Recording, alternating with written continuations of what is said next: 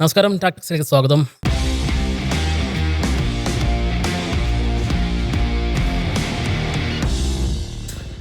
അതിഗംഭീരമായിട്ടുള്ളൊരു മത്സരത്തിൻ്റെ ആവേശത്തിലാണ് നമ്മളെപ്പോഴും IPL ആരാധകർ എന്ന് പറയുന്നത്. ഒരു നിർണായക മത്സരത്തിൽ, ഡു ഓർ ഡൈ മത്സരത്തിൽ പഞ്ചാബ് ഒരിക്കൽ കൂടി അവരുടെ ചേസിംഗ് മികവ് വ്യക്തമാക്കുകയായിരുന്നു. ലക്നൗ സൂപ്പർ ജയൻസിനെതിരെ ഗംഭീരമായിട്ടുള്ള ക്യാപ്റ്റൻ മുന്നിൽ നിന്ന് നയിക്കുന്ന ഒരു മത്സരം നമ്മൾ കണ്ടു. ടീം ഒന്നടങ്കം പൊരുതുന്ന കാഴ്ച കണ്ടു.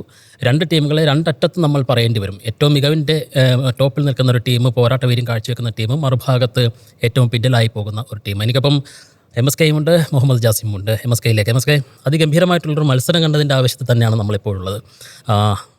മാസ്റ്റർ ചേസേഴ്സ് എന്ന ഒരു ടീമിന് വിളിപ്പേരുണ്ടെങ്കിൽ IPL അത് ഒരുപക്ഷേ പഞ്ചാബിന് കൊടുക്കാമെന്ന് തോന്നുന്നു. കാരണം ഈ സീസണിലെ ഏറ്റവും വലിയ റൺ ചേസ് നടത്തി, IPL ചരിത്രത്തിൽ തന്നെ ഏറ്റവും വലിയ റൺ ചേസ് നടത്തിയവരാണ് അവർ. ഇന്നലെ ഒരിക്കൽ കൂടി ആ മികവ് കണ്ടു. ഇന്നത്തെ മത്സരത്തിലേക്ക് വരുമ്പോൾ ഏറ്റവും ഹൈലൈറ്റ് ആയിട്ട് MSKക്ക് തോന്നുന്നത് എന്താണ്? പ്രത്യേകിച്ച് അവർക്ക് പ്ലേ ഓഫ് ഉറപ്പാക്കാൻ ഒരു ജയം അനിവാര്യമായിരുന്നു അവസാന മത്സരത്തിൽ. അത് അവർ ചെയ്തിട്ടുണ്ട്. ബാക്കി ഭാഗ്യമാണ്. എങ്ങനെയാണ് ഇന്നലത്തെ മത്സരത്തെ കാണുന്നത്? പഞ്ചാബിനെ സംബന്ധിച്ചിടത്തോളം ഇതൊരു സർക്കിൾ ഇങ്ങനെ പൂർണ്ണമായി അടുത്ത സർക്കിളിലേക്ക് പോകുന്നു എന്നുള്ളൊരു ഫീലാണ്. കാരണം ആദ്യത്തെ ഈ IPL ഏറ്റവും മികച്ച ഫോമിൽ കളിച്ചിരുന്ന ടീമായിരുന്നു പഞ്ചാബ്. ആദ്യ 7 മത്സരത്തിൽ പരാജയം അറിയാതെ അവർ കുതിക്കുന്നു. ആദ്യ 6 മത്സരങ്ങൾ കണ്ടിന്യൂസ് ആയിട്ട് വിജയിക്കുന്നു. പിന്നെ അതിനുശേഷമുള്ള 6 മത്സരങ്ങൾ അവർ തോൽവിയുടെ വക്കിലാണ്. അതായത് നമ്മളൊരു ടയറൊക്കെ ഇങ്ങനെ തിരിഞ്ഞു വരുന്നത് പോലെയാണ്. അപ്പോൾ തോൽവിയുടെ ആ ഒരു മുഖത്ത് നിന്ന് അവർ ഒരുപാട് നിരാശരായിരിക്കും. കാരണം ആദ്യ സമയത്ത് അവർക്ക് ടീമിൽ വലിയ മാറ്റങ്ങളോ ഒന്നും ഉണ്ടായിട്ടില്ല. പക്ഷെ ആദ്യ 7 മത്സരങ്ങൾ കളിച്ച ആ പോരാട്ട വീര്യം പിന്നീട് നഷ്ടപ്പെടുകയും പിന്നീടുള്ള 6 മത്സരങ്ങൾ അവർ വളരെ ദയനീയമായി തന്നെ പല മത്സരങ്ങളും പരാജയപ്പെട്ടു. ഈ ഒരു മത്സരത്തിലേക്ക് വരുമ്പോൾ 13 പോയിന്റ് ആയിരുന്നു അവർക്കുണ്ടായിരുന്നത്. അപ്പോൾ ഈ മത്സരത്തിൽ ജയിച്ചു കഴിഞ്ഞാൽ മാത്രമാണ് പ്ലേ ഓഫ് സാധ്യതകൾ നിലനിർത്താൻ കഴിയുള്ളൂ എന്നുള്ളൊരു സിറ്റുവേഷനിലാണ് അവർ ഇറങ്ങുന്നത്. അതിനൊപ്പം അടുത്ത മത്സരത്തിൽ രാജസ്ഥാൻ റോയൽസ് ജയിക്കുകയാണെങ്കിൽ ഓക്കെ, അവർ ഓൾറെഡി പ്ലേ ഓഫിലേക്ക് കയറും. അപ്പോൾ ഈ ആദ്യം നമുക്കറിയാം, ഈ കപ്പങ്ങ് എടുത്തവർക്ക് കൊടുത്തേക്ക് എന്ന് പോലും നമ്മൾ തംബ്നെയിൽ പറഞ്ഞിരുന്നു. അതുമാത്രമല്ല, ശ്രേയസ് അയ്യരെ ഇന്ത്യൻ ടീമിൻ്റെ ക്യാപ്റ്റനായി പോലും പരിഗണിക്കപ്പെട്ടേക്കാം എന്ന രീതിയിലുള്ള ചർച്ചകളുണ്ടായിരുന്നു. അപ്പോൾ ആ ഒരു ഹൈപ്പിൽ നിന്നും, ആ ഒരു വലിയൊരു ഉന്നതിയിൽ നിന്നാണ് ഇത് പഞ്ചാബ് തകർന്നുകൊണ്ട് 6 മത്സരങ്ങൾ തോൽക്കുകയും, അതായത് ആ സമയത്ത് അവർക്ക് 2 മത്സരം മാത്രം ജയിച്ചാൽ മതിയായിരുന്നു. അതായത് അവസാന 6-7 മത്സരത്തിൽ വെറും 2 മത്സരം മാത്രം ജയിച്ചാൽ മതി എന്നുള്ള ഒരു ഘട്ടത്തിൽ നിന്നാണ് അവരിങ്ങനെ തകർന്നതും ഈ ഒരു മത്സരത്തിലേക്ക്, ഒരു ഡു ഓർ ഡൈ സിറ്റുവേഷനിലേക്ക് എത്തിയിരിക്കുന്നത്. ഈ ഒരു മത്സരത്തിലെ ഏറ്റവും ഹൈ എന്നുള്ളത്, ഈ ഒരു മത്സരം ഓൾറെഡി ഒരു അങ്ങനെ ഭയങ്കര ടൈറ്റ് മത്സരമായിട്ടൊന്നും ഫീൽ ചെയ്തിട്ടില്ല. ഇതൊരു 1 സൈഡഡ് മാച്ച് എന്ന രീതിയിൽ തന്നെയാണ്. കാരണം പഞ്ചാബ് ജയിച്ചിരിക്കുന്ന പോലും അത്രയും ഓവർ ബാക്കി വെച്ചിട്ടാണ്. അവർ കൃത്യമായിട്ട് തന്നെ ചേസ് മാസ്റ്റേഴ്സ് എന്ന രീതിയിൽ അവർ കഴിഞ്ഞ മത്സരത്തിലൊക്കെയും നഷ്ടപ്പെട്ട ഒരു വിജയ തൃഷ്ണ അവർക്ക് തിരിച്ചു കിട്ടിയ ഒരു ഫീലാണ്. എന്നെ സംബന്ധിച്ചിടത്തോളം ഈ മത്സരത്തിലെ ഏറ്റവും വലിയ ഹൈ എന്നുള്ളത് അർജുൻ ടെണ്ടുൽക്കറുടെ വിക്കറ്റാണ്. കാരണം അർജുൻ, നമുക്കറിയാം, ഈ ഇന്ത്യയുടെ ക്രിക്കറ്റ് ഒരുപാട് വർഷങ്ങളായി മുംബൈ ക്യാമ്പിലുണ്ട്. സച്ചിനുള്ള സമയത്തെ അദ്ദേഹം ഒരു കിഡായിട്ടും മറ്റുമൊക്കെ മുംബൈ ക്യാമ്പിൽ വളർന്നൊരു താരമാണ്. അപ്പോൾ അർജുനിൽ ഇപ്പം ഈ ഇന്ത്യയിലെ ഏത് ക്രിക്കറ്റർ അനുഭവിക്കുന്നതിനേക്കാളും കൂടുതൽ സമ്മർദ്ദം അനുഭവിക്കുന്ന താരമാണ് അർജുൻ. കാരണം എപ്പോഴും അദ്ദേഹം ഒരു രഞ്ജി ട്രോഫി മത്സരത്തിൽ ഇറങ്ങുമ്പോഴും അല്ലെങ്കിൽ ഒരു ഡൊമസ്റ്റിക് മത്സരത്തിൽ ഇറങ്ങുമ്പോഴും ആ സമയത്ത് പോലും അദ്ദേഹത്തെ കമ്പയർ ചെയ്യുന്നത് സച്ചിനുമായിട്ടാണ്. അപ്പം സച്ചിനുമായിട്ട് അദ്ദേഹത്തിൻ്റെ ഓരോ പ്രകടനവും ഭൂതക്കണ്ണാടി എടുത്ത് നോക്കുന്ന ഒരു വലിയ ജനവിഭാഗം ഇവിടെയുണ്ട്. ഒരു നെപ്പോ കിഡ് എന്ന രീതിയിൽ അദ്ദേഹത്തെ മുദ്രകുത്താറുണ്ട്. അവർ 2021 അദ്ദേഹം മുംബൈ ഇന്ത്യൻസിൽ ആദ്യമായിട്ട് കളിക്കാൻ ഇറങ്ങിയത്. അത് കഴിഞ്ഞ് ഇപ്പോൾ 2021 2026 എത്തിയിരിക്കുന്നു. കഴിഞ്ഞ 6 വർഷത്തിൽ അദ്ദേഹം കളിച്ചിരിക്കുന്നത് പോലും വെറും 6 IPL മത്സരങ്ങൾ മാത്രമാണ്. അദ്ദേഹത്തിന് അവസരങ്ങൾ മുംബൈയിൽ ഒരിക്കലും അങ്ങനെ കിട്ടിയിരുന്നില്ല. മുംബൈ അത്രയും തകർന്ന ഒരു ഘട്ടത്തിൽ പോലും അദ്ദേഹത്തെ പന്തേൽപ്പിക്കാൻ മുംബൈ മാനേജ്മെന്റോ മറ്റോ ഒന്നും തയ്യാറായിരുന്നില്ല. അത് കഴിഞ്ഞ് ഈ സീസണിൽ അദ്ദേഹം LSGയിലേക്ക് വരുമ്പോൾ ഒരുപാട് പ്രതീക്ഷകളുണ്ടായിരുന്നു. ഈ വർഷമായിരുന്നു അദ്ദേഹത്തിന്റെ കല്യാണം കഴിഞ്ഞത്. മാത്രമല്ല, ഈ ഡെഡിക്കേഷൻ നമ്മൾ എടുത്തു പറയേണ്ടിയിരിക്കുന്നു. കാരണം അദ്ദേഹത്തിന്റെ, ഞാൻ വായിച്ചൊരു ആർട്ടിക്കിൾ എന്ന രീതിയിൽ, കല്യാണത്തിന്റെ തൊട്ട് തലേന്ന് DY പാട്ടീൽ മത്സരം ഉണ്ടായിരുന്നു. അദ്ദേഹം അത് കളിക്കാൻ പോയി. കല്യാണത്തിന്റെ പിറ്റേ ദിവസം വേറൊരു മത്സരം ഉണ്ടായിരുന്നു. ഈ 2, അതായത് ലീവില്ലാതെ അത്രയും ഡെഡിക്കേറ്റഡ് ആയിട്ട് അദ്ദേഹം പാഠമാക്കേണ്ടത് കൊണ്ടും കുടുംബത്തിൽ തന്നെ ഐക്കണായിട്ടുള്ള. അപ്പോൾ സച്ചിന്റെ ആ ഒരു നിഴലിൽ നിന്നും മാറാനും സച്ചിന്റെ ലെഗസിയിൽ നിന്നും മാറാനും എപ്പോഴും അദ്ദേഹം ശ്രമിച്ചിട്ടുണ്ട്. പക്ഷെ അപ്പോൾ പോലും അദ്ദേഹത്തിനെ ഇതാണ് സച്ചിന്റെ മകനല്ലേ, അതുകൊണ്ടല്ലേ നിങ്ങൾ എന്നുള്ള ലൈനിൽ കമ്പാരിസൺ വരുന്നു. അപ്പം അദ്ദേഹം ഈ മത്സരത്തിലേക്ക് ഇറങ്ങുന്നത് പോലും, ഈ LSGയിലേക്ക് വന്ന സമയത്ത് വലിയ പ്രതീക്ഷകളോടുകൂടിയാണ് അർജുൻ ടെണ്ടുൽക്കർ ഈ ടീമിലേക്ക് എത്തിയത്. 13 മത്സരങ്ങളിലും അദ്ദേഹത്തെ ടീമിൽ ഉൾപ്പെടുത്തിയിട്ടില്ല. യങ്സ്റ്ററായ ആകാശ് സിംഗിനെ പോലും കഴിഞ്ഞതിന് മുമ്പത്തെ മത്സരത്തിൽ അവർ ഉൾപ്പെടുത്തുന്നുണ്ട്. മെയിൻലി ഉൾപ്പെടുത്താതിൻ്റെ കാരണം ഈ IPL ഏറ്റവും മികച്ച പേസ് ബോളേഴ്സ് അടങ്ങിയ നിര LSCയുടേതാണ്. മുഹമ്മദ് ഷമി, പിന്നെ അങ്ങനെ തുടങ്ങുന്ന മോഹസിൻ ഖാൻ, അങ്ങനെ തുടങ്ങുന്ന മായങ്കി യാദവ് പോലുള്ള, അല്ലെങ്കിൽ ആകാശ് സിംഗിനെ പോലുള്ള ആൾക്കാരൊക്കെ ഉള്ളൊരു ടീം, അദ്ദേഹം പ്രിൻസ് യാദവിനെ പോലുള്ള ആൾക്കാരൊക്കെ ഉള്ളൊരു ടീം. അപ്പോൾ ആ ഒരു രീതിയിൽ അദ്ദേഹത്തെ ഉൾപ്പെടുത്താൻ കഴിഞ്ഞിട്ടില്ല. പക്ഷേ ആ സമയത്ത് നമുക്കറിയാം IPL തുടങ്ങുന്നതിൻ്റെ തൊട്ട് മുമ്പത്തെ റീലുകളിലൊക്കെയും അർജുൻ്റെ യോർക്കറുകളായിരുന്നു ഈ ഇൻ്റർനെറ്റ് ഭരിച്ചിരുന്നത്. ഇൻസ്റ്റാഗ്രാമിൽ ഏറ്റവും ക്ലിക്കായത് അർജുൻ ടെണ്ടുൽക്കറുടെ യോർക്കറുകൾ, അദ്ദേഹം നന്നായിട്ട് യോർക്കറുകൾ എറിയുന്നു എന്ന രീതിയിലുള്ള ചർച്ചകളായിരുന്നു. ഒരു യോർക്കറിൽ ഋഷഭ് പന്തിനെ പോലും അത്ഭുതപ്പെടുത്തിയ യോർക്കർ ഉണ്ടായിരുന്നു.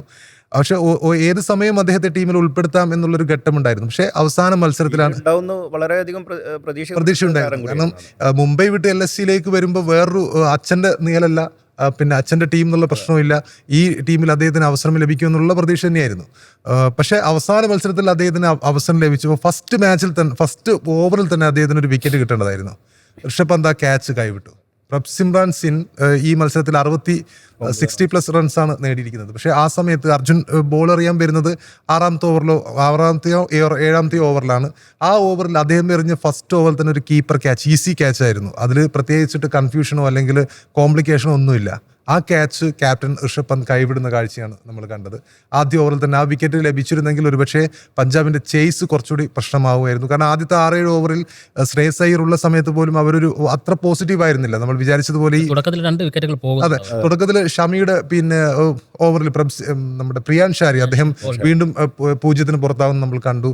കൂപ്പർ കോണോലിയെ ഷമി തന്നെ ബോൾഡാക്കി. അപ്പം അതെ, ആ സമയത്ത് അവർ തകരുന്നൊരു ഘട്ടമായിരുന്നു. അർജുൻ ടെണ്ടുൽക്കറുടെ പന്തിൽ ഈ പ്രഭ്സിംഹാൻ പുറത്തായിരുന്നെങ്കിൽ ഒരുപക്ഷെ ഈ മത്സരത്തിന്റെ ഗതി വേറൊന്നായി മാറിയേനെ. ആ സമയത്ത് നന്നായിട്ട് തന്നെ അർജുൻ പന്തെറിഞ്ഞു.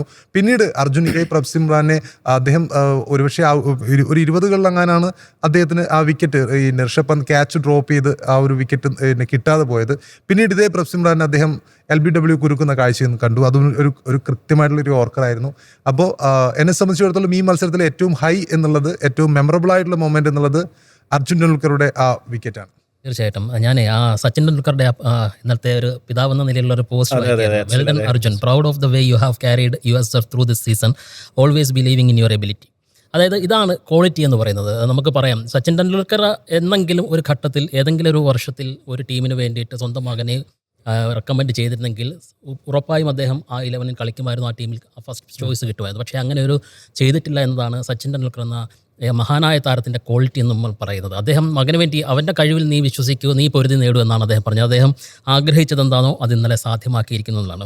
നമുക്ക് മത്സരത്തിലേക്ക് വന്നാൽ ഇന്നത്തെ ആ മത്സരം എങ്ങനെയായിരുന്നു കയറ്റിറക്കങ്ങൾ? കാരണം ഒരു ഭേദപ്പെട്ട സ്കോറിലേക്ക് തുടക്കത്തിൽ തകർച്ചയ്ക്ക് ശേഷം അവർ ഒരു ടൈറ്റ് ആയിട്ടുള്ളൊരു സ്കോർ 196 റൺസിലേക്ക് എത്തുന്നു 6 വിക്കറ്റ് നഷ്ടത്തിൽ. പക്ഷേ നമുക്കറിയാം, പഞ്ചാബ് കാഴ്ചവെക്കുന്ന അവരുടെ ബാറ്റിംഗ് സ്ട്രെങ്തിനെ സംബന്ധിച്ച് അതൊരു വലിയ വെല്ലുവിളിയായിരുന്നില്ല. 264 റൺസ് ചേസ് ചെയ്ത് വിജയിച്ചവരാണ്.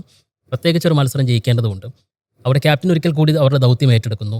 തുടക്കത്തിൽ 2 ശ്രേയസിൻ്റെ ഏറ്റവും വലിയ ക്വാളിറ്റി എന്ന് പറയുന്നത് സമ്മർദ്ദ ഘട്ടങ്ങളെ അതിജീവിക്കാനുള്ളൊരു മികവ്, അത് ക്യാപ്റ്റനായിരിക്കുമ്പോൾ പോലും അത് മുന്നിൽ നയിക്കാനുള്ളൊരു മികവ്. ഇന്നത്തെ മത്സരം അത് ഒരിക്കൽ കൂടി കാണുകയായിരുന്നു. IPL അദ്ദേഹം സെഞ്ചുറി നേടുന്ന ഒരു കാഴ്ചയും കണ്ടു. മൊത്തത്തിൽ എങ്ങനെയായിരുന്നു ഇന്നത്തെ ഒരു പ്രകടനം ഓരോരുത്തരുടെയും? തീർച്ചയായിട്ടും ഇന്നലത്തെ മത്സരത്തിലേക്ക് വരുമ്പോൾ പ്രത്യേകിച്ച് ഇന്നലെ ജോഷ് ഇംഗ്ലീസിൻ്റെ ഒരു പ്രകടനത്തോടു കൂടിയാണ് ശരിക്കും നല്ലൊരു പ്രകടനം ലക്നൌവിന് അത് കാഴ്ചവെച്ചത് ജോഷ് ഇംഗ്ലീസാണ്. പ്രത്യേകിച്ച് മിച്ചൽ മാർഷ് ഇന്നലെ കളിച്ചിട്ടില്ല എന്നുള്ളൊരു പ്രധാനപ്പെട്ട ഒരു കാര്യം കൂടിയാണ്. കഴിഞ്ഞ മത്സരങ്ങളിലൊക്കെ അദ്ദേഹം അടിക്കുന്ന ആ ഒരു കൂറ്റൻ അടികളും വലിയ സ്കോറുകളും അത് ലക്നൌവിന് ഉണ്ടാക്കുന്ന ഒരു വലിയൊരു ഇതുണ്ട്. കാരണം അവർ നല്ലൊരു കൂട്ടുകെട്ട് അവിടെ ഉയർത്തുന്നു എന്നുള്ളത് അത് ലക്നൌവിന് വലിയ പ്രതീക്ഷയേറ്റുന്നൊരു സംഗതി കൂടിയായിരുന്നു. പക്ഷേ അത് ഇന്നലെ ഉണ്ടായില്ല എന്നുള്ളത്, അദ്ദേഹം ഇല്ലാത്തത് കൊണ്ട് തന്നെ അത് അവർക്ക് അവിടെ നഷ്ടപ്പെട്ടു എന്നുള്ളതും, പിന്നീട് ആ ഒരു കൂട്ടുകെട്ട്, നല്ലൊരു കൂട്ടുകെട്ട്, ഒരു പാർട്ണർഷിപ്പ് അവിടെ വന്നിട്ടില്ല, ലക്നൌവിനെ സംബന്ധിച്ചിടത്തോളം അത് വന്നില്ല എന്നുള്ളതും, പിന്നെ അത് ഏറ്റെടുത്ത് നടത്തിയ ജോഷ് ഇംഗ്ലീസിനെ ഒരു പിന്തുണ കൊടുക്കാൻ ആരും എത്തിയിട്ടില്ല എന്നുള്ള ഒരു പ്രധാനപ്പെട്ട കാര്യം കൂടിയുണ്ട്. ഇന്നലെ 44 പന്തിലാണ് അദ്ദേഹം 72 റൺസ് കൊടുക്കുന്നത്. അതായത് അത് നിർണായകമായ, കാരണം അവരുടെ സ്കോറിനെ ഒരു തകർച്ച നേരിട്ടെങ്കിലും അതിനെ പതിയെ ഉയർത്തിക്കൊണ്ടുവന്ന് ഒരു ഭേദപ്പെട്ട ഒരു പൊരുതാവുന്ന സ്കോറിലേക്ക് എത്തിച്ചു എന്നുള്ളത് ജോഷ് ഇംഗ്ലീസിന്റെ ഒരു പ്രകടനം തന്നെയാണ്. 2 സിക്സറും 9 ഫോറുകളും അദ്ദേഹം നേടുന്നുണ്ട്. അതോടൊപ്പം പിന്നെ അർഷിൻ കുൽക്കർണിയാണ് പിന്നെ അപ്പോൾ ഓപ്പണിംഗിൽ ഉണ്ടായിരുന്നത്. അദ്ദേഹം ഒരു 16 റൺസ് ടീം സ്കോറിൽ എത്തുമ്പോഴേക്ക് അദ്ദേഹം ഒരു റണ്ണ് കൊടുക്കാതെ, അതായത് 6 റണ്ണ് മൊത്തം എടുത്തത് ഇന്നലെ ജോഷ് ഇംഗ്ലീസാണ് എന്നുള്ളതാണ്. അതായത് അദ്ദേഹത്തിനൊന്നും ചെയ്യാതെ ആ ഒരു ഓപ്പണിംഗ് കൂട്ടുകെട്ട് അവിടെ പൊളിയുന്നു. കാരണം നമ്മൾ കഴിഞ്ഞ മത്സരങ്ങളൊക്കെ മിച്ചൽ മാർഷിൻ്റെ ഒക്കെ കൂടെ ഉണ്ടാകുന്ന ഒരു ഓപ്പണിംഗ് കൂട്ടുകെട്ട് കണ്ട് അത് പെട്ടെന്ന് ഇല്ലാതാകുന്ന ഒരു മത്സരത്തിലേക്കാണ് ഇന്നലെ വന്നത്. അതും ലക്നൌവിനെ സംബന്ധിച്ചിടത്തോളം ഒരു ഘട്ടത്തിലും അത് ഇന്നലെ നിർണായകമായ മത്സരമൊന്നുമല്ല. കാരണം ഒരു 8 പോയിൻ്റുള്ള ടീമാണ്. അവർക്ക് പ്രത്യേകിച്ച് ഈ ഒരു പോയിന്റ് ടേബിളിൽ ഒരു 10 പോയിൻ്റാക്കി ഒരുപക്ഷെ ഇന്ന് അഥവാ മുംബൈ തോൽക്കുകയാണെങ്കിൽ അവർക്ക് ഒരുപക്ഷെ 10ാം സ്ഥാനത്തേക്ക് എത്താനുള്ള 9ാം സ്ഥാനത്തേക്ക് എത്താനുള്ള ഒരു സാഹചര്യം മാത്രമായിരുന്നു ഉണ്ടായിരുന്നത്. അതായത് വിജയത്തോടെ മടങ്ങുക എന്നുള്ള ഒരു ലക്ഷ്യത്തോടു കൂടിയായിരിക്കും ഇന്നലെ അവർ ഇറങ്ങിയതും. പക്ഷേ അതിന് പോലും ഇന്നലെ സാധിച്ചിട്ടില്ല എന്നുള്ള ഒരു കാര്യം കൂടിയുണ്ട്. അതുപോലെ തന്നെ നിക്കോളാസ് പൂരൻ നമ്മൾ ഒട്ടേറെ തവണ MSK അറിയാം, ഒട്ടേറെ തവണ പറഞ്ഞ താരമാണ്. അദ്ദേഹത്തിൻ്റെ നിരാശപ്പെടുത്തുന്ന ആ ഒരു പെർഫോമൻസ് നിരാശ തന്നെയാണ്. അവസാന മത്സരത്തിലും വെറും 2 റൺസൊക്കെ എടുത്ത് അദ്ദേഹം മടങ്ങുന്നു എന്നുള്ളത്, അതും ഒരു 7 പന്തൊക്കെ നേരിട്ടിട്ട് 2 റൺസൊക്കെ എടുക്കുന്നു എന്നുള്ളത്, അദ്ദേഹം എന്താണ് ചെയ്യുന്നത്? ഒരു ഘട്ടത്തിൽ ഒരു ടീമിന് പ്രതിസന്ധി വരുമ്പോൾ അവിടെ പട നയിക്കേണ്ട ഒരാൾ എന്നുള്ള നിലക്ക്, പ്രത്യേകിച്ച് നല്ല ബാറ്ററായിട്ടുള്ള രീതിയിൽ അദ്ദേഹം വളർന്നു വന്നിട്ടുള്ള ഒരു താരം. പക്ഷേ അദ്ദേഹം പാടയെ നിരാശപ്പെടുത്തുന്നു. നിക്കോളാസ് പൂരൻ്റെ ഗ്രാഫ് ഈ ഒരു IPL സംബന്ധിച്ചിടത്തോളം ഏറ്റവും ലോ ലെവലിലേക്ക് മാറുന്നു എന്നുള്ളത് പ്രത്യേകിച്ച് എടുത്തു പറയേണ്ട കാര്യമാണ്. ഇനിയിപ്പോൾ അടുത്ത വർഷങ്ങളിലൊക്കെ ടീമിൽ അദ്ദേഹത്തിന് എങ്ങനെയായിരിക്കും അദ്ദേഹം ഉണ്ടാവുക, അല്ലെങ്കിൽ ഇനിയിപ്പോൾ ഒരു മെഗാലയത്തിലേക്കൊക്കെ പോകുന്ന സാഹചര്യമുള്ളൂ. അപ്പോൾ അദ്ദേഹത്തെയൊക്കെ ആരെങ്കിലും എടുക്കുമോ എന്നുള്ള ഒരു രീതിയിലേക്കൊക്കെ ഇനി ചർച്ചകൾ മാറും. കാരണം നിക്കോളാസ് പൂരൻ എന്ന് പറയുന്നത് നമ്മൾക്ക് അത്രയും പ്രതീക്ഷിച്ചൊരു താരമായിരുന്നു. ഈ IPL അദ്ദേഹം നല്ല പെർഫോമൻസ് നടത്തുമെന്നുള്ള പ്രതീക്ഷിച്ച താരം ഒരു അവസാന മത്സരത്തിൽ പോലും അദ്ദേഹത്തിന് ഒന്നും ചെയ്യാൻ പറ്റാത്ത ഒരു സാഹചര്യത്തിലേക്ക് മാറുന്നു. പക്ഷേ അവിടെയും ആയുഷ് ബദോനിയെ പോലെയുള്ള താരങ്ങൾ പൂരനെ കുറിച്ച് പറയുമ്പോൾ നമ്മൾ ക്ലാസിനെ കുറിച്ച് കൂടി പറയേണ്ടിയിരിക്കുന്നു. കാരണം രണ്ടുപേരും കഴിഞ്ഞ വർഷം അന്താരാഷ്ട്ര ക്രിക്കറ്റിൽ നിന്ന് വിരമിച്ച താരങ്ങൾ. അതെ. അതായത് അത് ഫ്രീ ഏജൻസ് ആണ്. അതായത് ലോക ക്രിക്കറ്റിലെ ഈ IPL പോലുള്ള T20 ലീഗുകൾ മാത്രം കളിക്കാം എന്ന രീതിയിൽ വിരമിച്ച 2 പേരാണ്, ക്ലാസൻ ആൻഡ് നിക്കോളാസ് പൂരൻ. ഇനി ഞങ്ങളുടെ ക്ലാസനാണെങ്കിൽ പക്ഷേ മധ്യനിരയിൽ ഇറങ്ങിയിട്ട് പോലും ഈ IPL ടോപ്പ് റൺ ഗെറ്റേഴ്സിൽ ഓറഞ്ച് ക്യാപ്പിന്റെ അവകാശികളിൽ ഒരാളായിട്ട് നിൽക്കുകയാണ്. അപാര ഫോമിലാണ്. നിക്കോളാസ് പൂരൻ ആണെങ്കിൽ രണ്ട് സൈക്കിൾ, നമുക്ക് അങ്ങനെ പറയാം.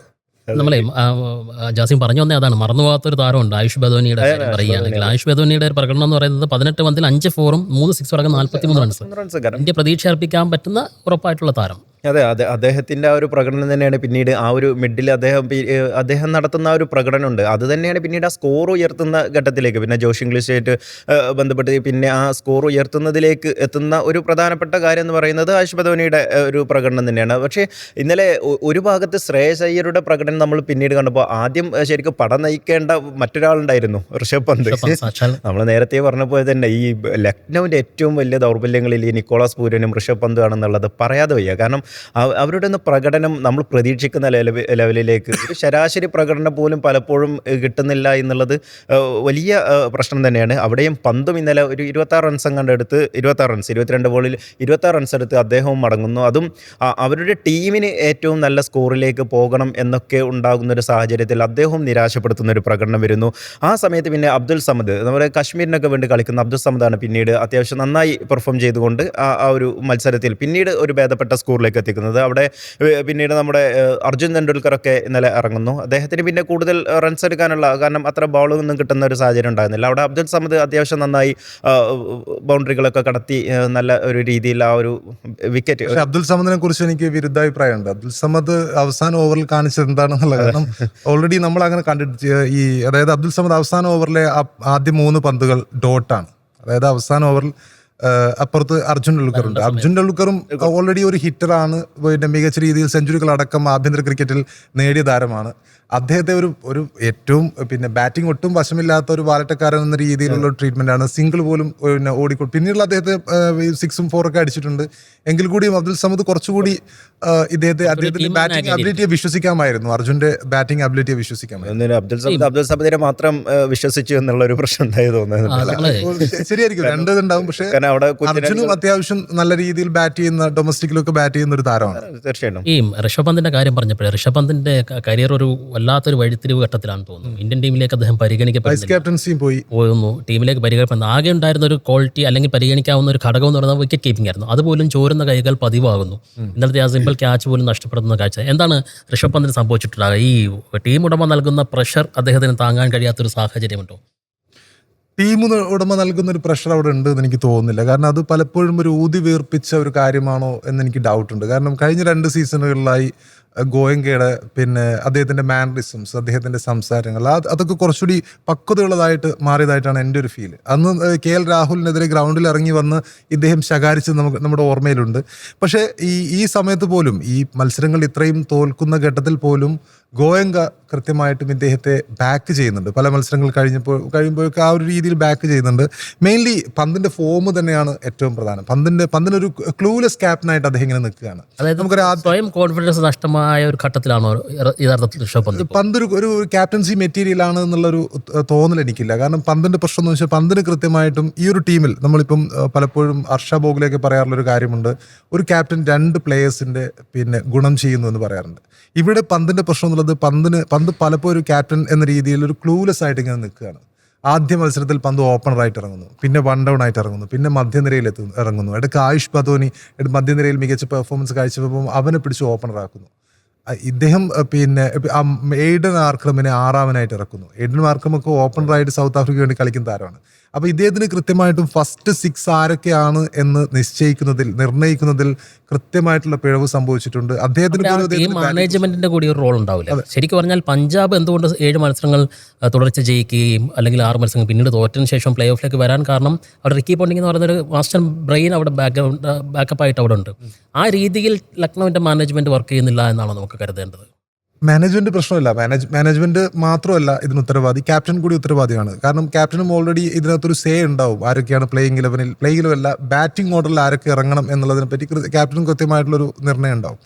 അപ്പോൾ ഈ ഫസ്റ്റ് 6 ആളുകളുടെ പൊസിഷൻ എല്ലാ മത്സരങ്ങളും ഇങ്ങനെ ഷഫിൾ ചെയ്ത് പോകുന്ന ഒരു സിറ്റുവേഷനാണ് നമ്മൾ കണ്ടത്.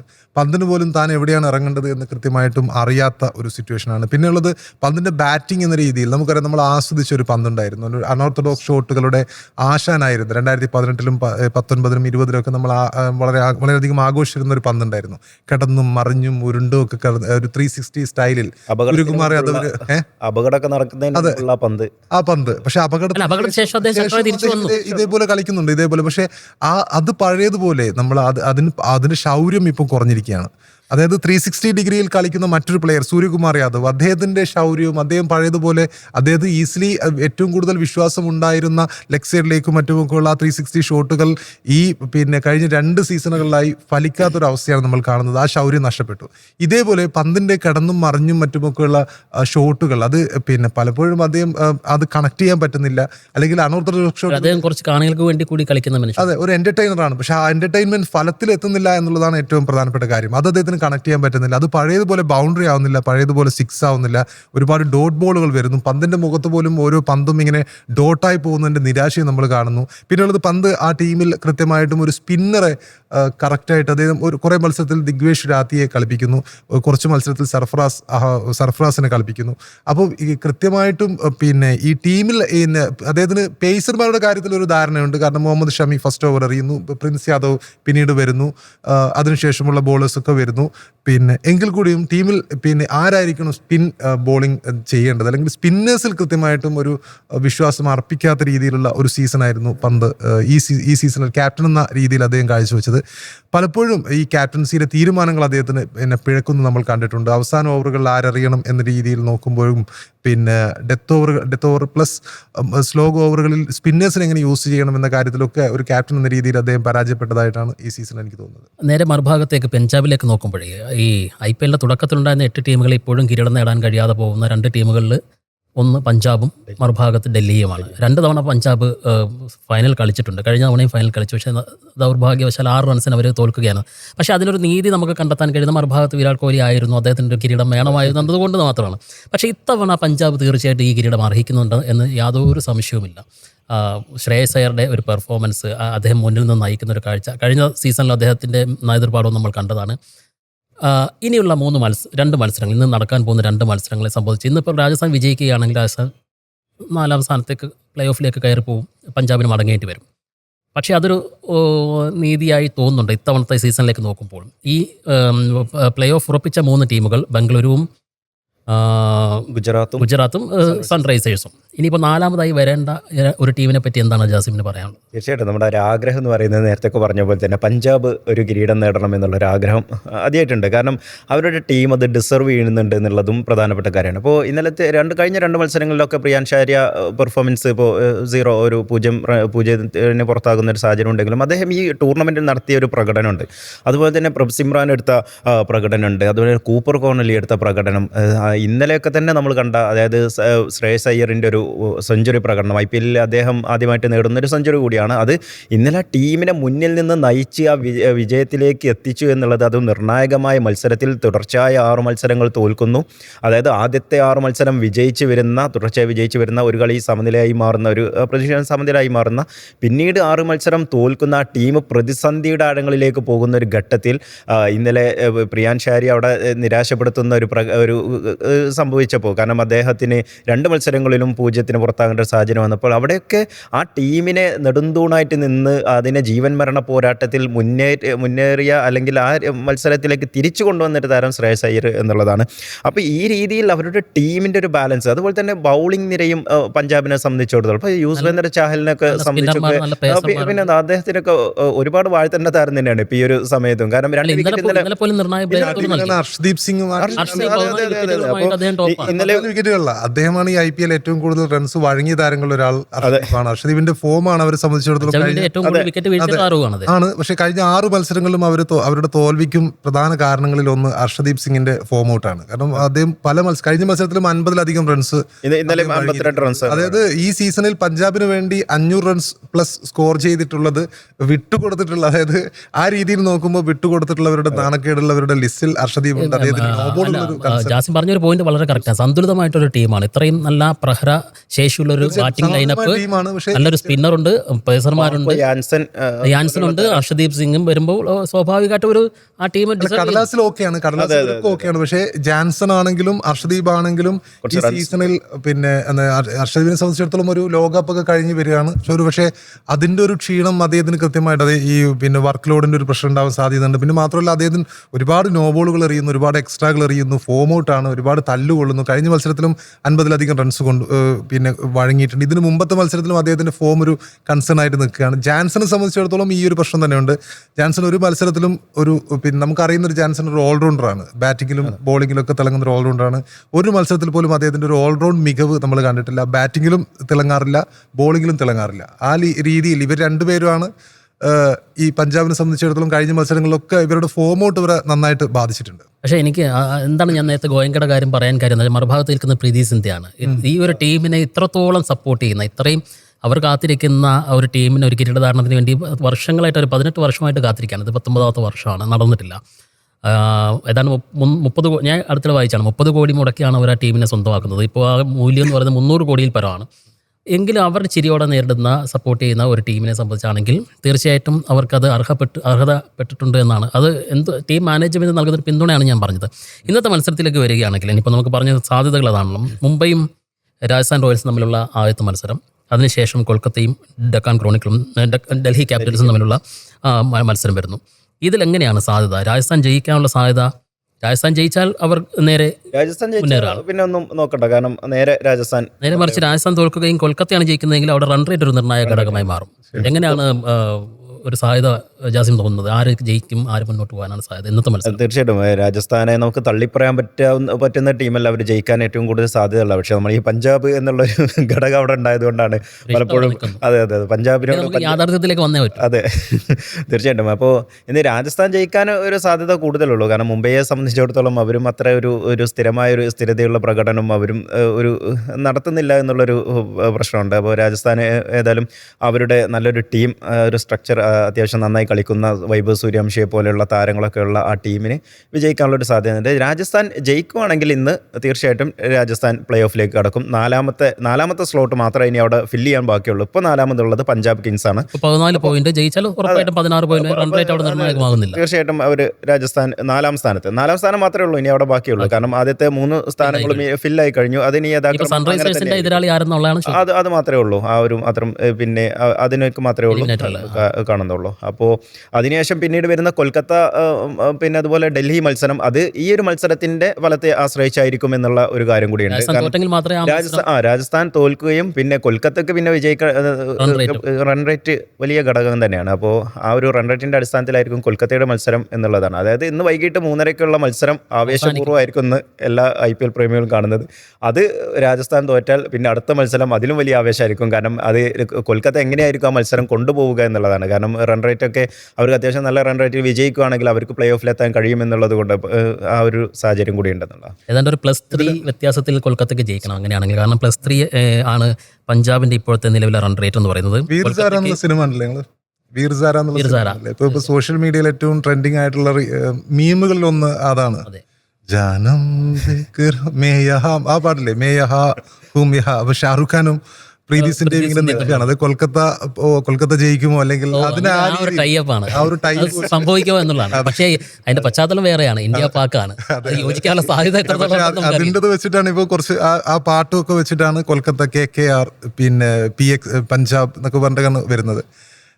ഇതിൽ ആദ്യത്തെ മത്സരത്തിൽ ഞാൻ മുംബൈക്കൊപ്പം നിൽക്കും. കാരണം പിന്നെ രണ്ട് ടീമിലും മുംബൈ ആവട്ടെ അല്ലെങ്കിൽ രാജസ്ഥാൻ ആവട്ടെ അവിടെ ഒരു ക്യാപ്റ്റന്റെ പ്രശ്നം അവിടെ നിൽക്കുന്നുണ്ട്, ഒരു റിസ്ക് എലമെന്റ് അവിടെ നിൽക്കുന്നുണ്ട്.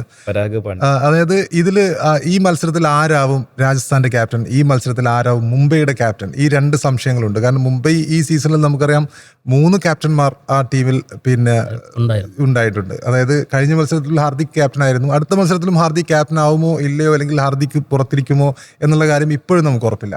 അപ്പുറത്ത് ഇതേപോലെ റയാൻ പരാഗിനെ കഴിഞ്ഞ 2 മത്സരങ്ങളിലായി അദ്ദേഹം എന്ത് പരിക്കാണെന്ന് അറിയില്ല, അദ്ദേഹത്തെ മാറ്റി നിർത്തിയിരിക്കുകയാണ്. യശസ്വി ജയ്സ്വാളാണ് നയിക്കുന്നത്. അപ്പോൾ ഈ നിർണായക മത്സരത്തിൽ അവരുടെ റെഗുലർ ക്യാപ്റ്റനായ റിയാൻ പരാഗ് ടീമിലേക്ക് തിരിച്ചെത്തുമോ എന്നുള്ളതൊരു ചോദ്യചിഹ്നമാണ്. ഹാർദിക് പാണ്ഡ്യ തന്നെ ടീമിലേക്ക് പിന്നെ ക്യാപ്റ്റനായി നയിക്കുമോ എന്നുള്ളതും മറ്റൊരു ചോദ്യചിഹ്നമാണ്. അപ്പോൾ അവസാന മത്സരം ആവുന്നത് കൊണ്ട് തന്നെ മുംബൈയെ സംബന്ധിച്ചിടത്തോളം ഒരുപക്ഷെ ജസ്പ്രീത് ബുംറയ്ക്ക് വിശ്രമം അനുവദിക്കാനുള്ള സാധ്യതയുണ്ട്. എങ്കിൽ കൂടിയും പിന്നെ അവര് പിന്നെ ഒരു വിജയെങ്കിലും ജയിക്കാതെ മുംബൈ പോകുമോ എന്നുള്ളൊരു സംശയമുണ്ട്. കാരണം IPL 5 കിരീടം നേടിയ ടീമാണ്. അത്രയും ബെൻ സ്ട്രെങ്ത് ഈ IPL 10 ടീമുകളുണ്ടെങ്കിൽ ഈ 10 ടീമുകളിൽ ഏറ്റവും മികച്ച പിന്നെ നിരയുള്ളത്, അതായത് അത്രയും ബെൻ സ്ട്രെങ്ത് ഉള്ള ടീമാണ്. കടലാസിൽ എല്ലാവരും പുലികളാണ്. അങ്ങനെയൊരു ടീമാണ് ഈ IPL തകർന്നത്. അപ്പോൾ തകർച്ചയിൽ നിന്ന് അവസാനം ഒരു ജയം അവർ അർഹിക്കുന്നുണ്ട്. മുംബൈ പൂർവാധികം ശക്തിയോടെ രാജസ്ഥാനെ തോൽപ്പിക്കുമെന്ന് തന്നെയാണ് എൻ്റെ ഒരു പ്രതീക്ഷ. ആസ് എൻ എക്സ് പ്ലേ ഓഫിലെത്തും എന്നുള്ളതാണ് പ്രതീക്ഷിക്കുന്നത്. പ്ലേ ഓഫിലേക്ക് ഈ ഒരു സാഹചര്യത്തിൽ പിന്നെ ഇവര് തോക്കുകയാണെങ്കിൽ പിന്നെ ഉള്ളത് പഞ്ചാബ് ആണ്. പഞ്ചാബും പിന്നെ കൊൽക്കത്തയുമാണ്. പക്ഷെ ഒരു കാവ്യനീതി എന്ന നിലക്ക് പഞ്ചാബ് തന്നെ എത്തേണ്ടിയിരിക്കുന്നു. കാരണം പഞ്ചാബിനെ നമുക്ക് ഒരുപാട് കാലം ഈ കപ്പിനും ചുണ്ടിനും ഇടയിൽ പിന്നെ 2014 സീസണായിരുന്നു അവരുടെ ഏറ്റവും മികച്ച സീസൺ. ഗ്ലെൻ മാക്സ്വെൽ ഒരു സീസണിൽ അടിച്ചു തകർത്തൊരു സീസൺ. പക്ഷെ അന്നും അവർ ഔട്ടാവുന്നൊരു സിറ്റുവേഷനാണ് കണ്ടത്. മുമ്പ് യുവരാജ് സിംഗ് ഉണ്ടായിരുന്ന ഒരു കാലഘട്ടം നമുക്കറിയാം. യുവരാജ് ആയിരുന്നു അവരുടെ ഐക്കൺ പ്ലെയർ എന്ന രീതിയിൽ നിന്നിരുന്നു. പ്രീതിസിന്റെ എല്ലാ കാലത്തും അവരുടെ ഡ്രസ്സിംഗ് റൂമിലുണ്ടായിരുന്നു. അവർക്കൊരു ചിയർഫുൾ രീതിയിൽ അവരെ എപ്പോഴും പ്രോത്സാഹിപ്പിച്ചു. എന്നും എപ്പോഴും വീരേന്ദ്ര സെവാഗുള്ള സമയത്തൊക്കെ നല്ല ടീമായിരുന്നു, എപ്പോഴും നല്ല ടീമായിരുന്നു. പക്ഷെ അവർക്ക് ഭാഗ്യം മാത്രം കിട്ടിയിരുന്നില്ല. പിന്നെ ഈ നമ്മുടെ KL രാഹുൽ അവരുടെ ടീമിലുണ്ടായിരുന്ന ഘട്ടത്തിലും നല്ലൊരു ടീമായിരുന്നു. പ്രാവശ്യത്തെ അവസ്ഥ നമുക്കറിയാലോ, തുടർച്ചയായിട്ട് ജയിച്ചു വന്നപ്പോൾ തന്നെ നമ്മൾ പറയുന്നത്. അപ്പൊ അവരൊരു പ്രതീക്ഷ ഇങ്ങനെ നിൽക്കുന്ന ഒരു സമയമാണ്. ശ്രേയസ് അയ്യറിൽ അവർ അത്രയും വിശ്വാസം. IPL സംബന്ധിച്ച ഒരു അതിന്റെ അവസാനത്തോട് അടുക്കുമ്പോൾ ഒരു കൺക്ലൂഷനിലേക്ക് വരുമ്പോൾ അവസാന മത്സരം വരെ ഏറ്റവും ഒരു ആവേശം ജനിപ്പിക്കുന്ന ഒരു സീസണായി ഈ മത്സരം മാറുന്നു. ഒരു ചോദ്യം കൂടി അവിടെ ബാക്കിയാണ്. ഒരു പ്രവചനം നടത്തിയില്ല. ഞാൻ ആദ്യം തന്നെ പറഞ്ഞു എനിക്ക് പഞ്ചാബ് ജയിക്കണമെന്നാണ്. ഞാൻ ഈ സീസണിൽ ത്രൂ പഞ്ചാബിന് പോവാണ്. കാരണം ഈ പറഞ്ഞ രീതിയിൽ ഒരു കാവ്യനിധി അവർക്കൊരു കിരീടം അർഹിക്കുന്നുണ്ട് എന്നുള്ള നിലയിൽ പഞ്ചാബ്. നമ്മളിപ്പോൾ മാസ് സിനിമകളൊക്കെ കാണുന്നൊരു ശീലമുണ്ടല്ലോ, അപ്പം നല്ലൊരു സിനിമ ആസ്വാദനമാണ്. അപ്പം ഈ ഒരു അവസ്ഥയിൽ ഇപ്പോൾ ഓൾറെഡി 3 ടീമുകൾ ടോപ്പ് 3 ആയിട്ട് ഇങ്ങനെ നിൽക്കുകയാണ്. RCB, GT, Sunrisers Hyderabad. പഞ്ചാബിന്റെ കാര്യത്തിൽ ഇങ്ങനെ കൺഫ്യൂസ്ഡ് ആയിട്ട് ഇങ്ങനെ നിൽക്കുകയാണ്. എന്താവും, അല്ലെങ്കിൽ പഞ്ചാബ് വരുമോ, കൊൽക്കത്ത വരുമോ, രാജസ്ഥാൻ വരുമോ എന്നുള്ള സിറ്റുവേഷൻ ഇങ്ങനെ നിൽക്കുകയാണ്. അവസാനം ഒരു പക്ഷേ പഞ്ചാബ് ഈ പ്ലേ ഓഫിലേക്ക് എത്തുകയാണെങ്കിൽ ഒരുപാട് മാസ് സിനിമകൾ കാണുന്ന ഒരാളെന്ന നിലയ്ക്ക് പഞ്ചാബ് കപ്പും അടിച്ചു പോകാനുള്ള സാധ്യത ഉണ്ടോ? ഉറപ്പായിട്ടും. കാരണം അങ്ങനെ സംഭവിച്ചിട്ടുണ്ട് എന്നുള്ളതാണ് IPL ചരിത്രം പറയുന്നത്. ഏതാണ്ട് അവസാന ഘട്ടത്തിൽ നിന്ന് പൊരുതി കയറിയിട്ടുള്ള അവസാന മത്സരങ്ങളിൽ പുറത്താകേണ്ട വക്കിൽ നിന്ന് പൊരുതി വന്ന് കിരീടം നേടിയിട്ടുള്ള ചരിത്രങ്ങൾ IPL കണ്ടിട്ടുണ്ട് പലതവണ. അപ്പോൾ അതുകൊണ്ട് ഞാൻ ആഗ്രഹിക്കുന്നത് തന്നെയാണ്. ആ ചോദ്യം ഞാൻ പ്രതീക്ഷ അല്ല, പക്ഷേ താങ്ക് യു അങ്ങനെ ചോദിച്ചത്. കാരണം അങ്ങനെ ഒരു സൂപ്പർ ക്ലൈമാക്സിലേക്കാണ് ഈ IPL പോകുന്നതെങ്കിൽ തീർച്ചയായിട്ടും അത് വലിയ സന്തോഷം നൽകുന്നൊരു കാര്യം തന്നെയായിരിക്കും. അതിന് ഇന്ന് നിശ്ചയിക്കേണ്ടത് ഇന്ന് 3:30 നടക്കുന്ന മത്സരമാണ്. വൈഭവ് സൂര്യവംശിയുടെ പ്രകടനം ഇനിയുള്ള 2-3 മത്സരങ്ങൾ കൂടി നീളുമോ എന്നത് കൂടിയാണ് ഇന്നത്തെ 3:30 മത്സരം വിധി എഴുതാൻ പോകുന്നത്. എന്തായാലും അതൊക്കെ മാറി നിൽക്കട്ടെ, പഞ്ചാബ് ജയിക്കട്ടെ എന്ന് പഞ്ചാബ് ആരാധകൻ എന്ന നിലയിൽ ആഗ്രഹിക്കുന്നു. തീർച്ചയായിട്ടും നല്ല മത്സരങ്ങൾ കാത്തിരിക്കുന്നു. അതിൻ്റെ വിശേഷങ്ങളുമായി വീണ്ടും കാണാം.